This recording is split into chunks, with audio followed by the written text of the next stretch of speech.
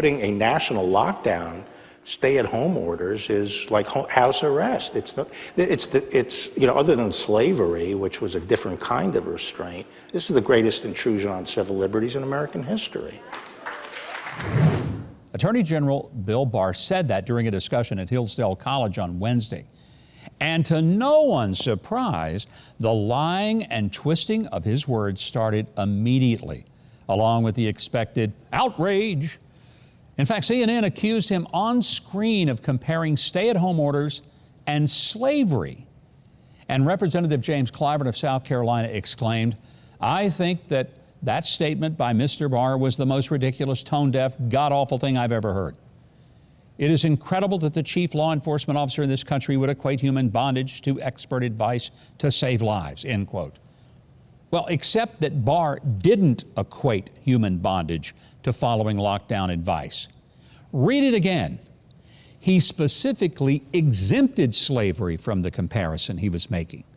He was comparing the lockdown with all the other intrusions on civil liberties except slavery, which he placed in a class by itself. And when you take slavery, and surely he meant that to encompass the later Jim Crow laws as well, out of the discussion, and that's exactly what he did, it is certainly arguable that widespread stay-at-home orders and the near total lockdown of the American economy are exactly what he said they are: the worst and the most large-scale intrusion on civil liberties that we have ever had.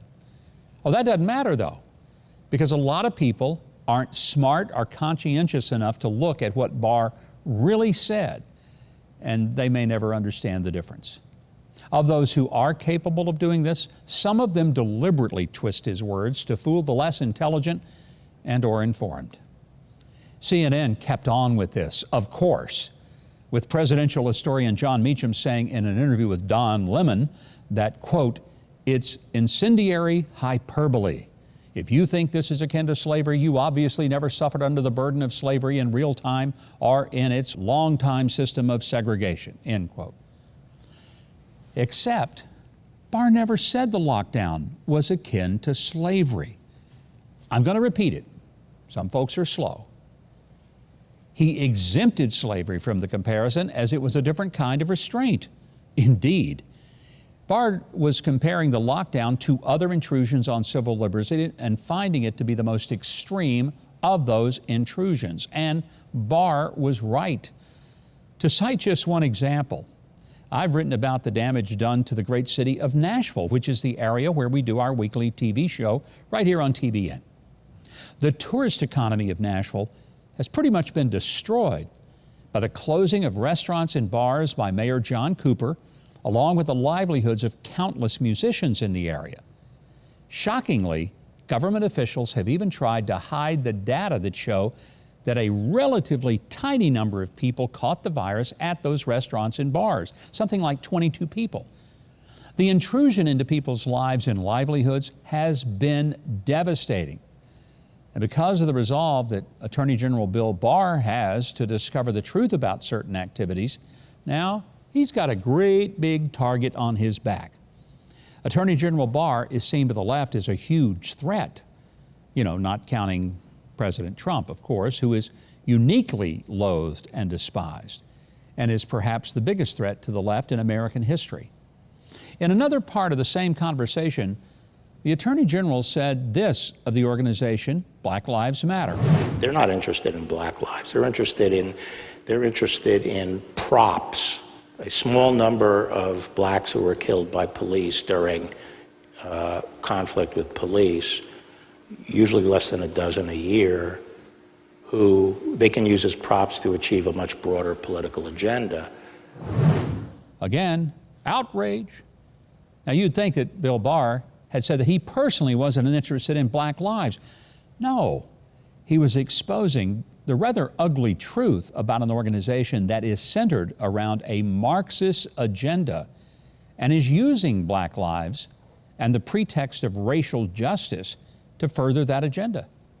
They are using tragic incidents with police to start riots, looting, and burning that, ironically, destroy black lives, as well as predominantly black neighborhoods. That organization apparently is not interested in the damage it causes those black lives. Once again, Barr is correct. And if you don't think so, here's what you should know about the real Black Lives Matter, the organization Black Lives Matter, as opposed to the slogan, which is fine. Black Lives Matter founder Alicia Garza has another venture called the Black Futures Lab. And if you click to donate, and for the love of heaven, don't donate, but if you do, you'll be told to send the money to the Chinese Progressive Association, explaining that the Black Futures Lab is a fiscally sponsored project of the Chinese Progressive Association. Look, I'm not making this up. I invite you to go look for yourself. And by the way, the Chinese Progressive Association is an organization as a 501c3 tax-exempt group.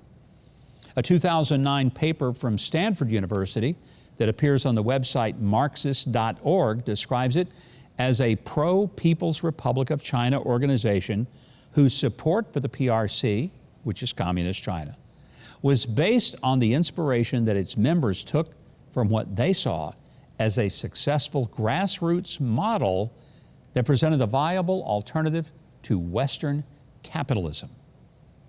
I hope you put that in context. And that's what this is really all about. Just a little bit of honest research will reveal that Attorney General Barr is not only thoroughly correct, but as understanding the threat of Black Lives Matter. Hey, thanks for watching. And if you enjoyed that video, I hope you'll consider subscribing to the channel below and clicking the notification bell. Please leave a like and a comment. And of course, share this video if you really enjoyed it. And if you want more of my news analysis and commentary, you can sign up for my newsletter at MikeHuckabee.com. It is completely free, comes to your email box twice a day. And be sure to order my new book about 3 foundational elements that made America the incredible country it is today. It's called The 3 C's That Made America Great: Christianity, Capitalism, and the Constitution. It's available wherever books are sold or at HuckabeeBooks.com. Well, that's it for this edition of The Breakdown. I'm Mike Huckabee.